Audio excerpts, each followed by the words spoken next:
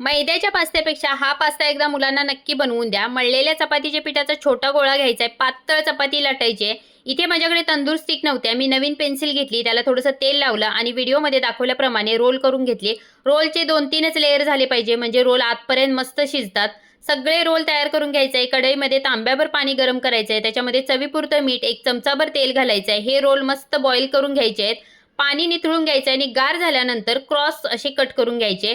कांदा, शिमला मिरची, गाजर, लसूण पाकळ्या बारीक कट करून घ्यायच्या आहेत। कढईमध्ये 3-4 चमचे तेल घालायचं आहे, त्याच्यामध्ये ह्या भाज्या हाय फ्लेमवरती परतून घ्यायच्या।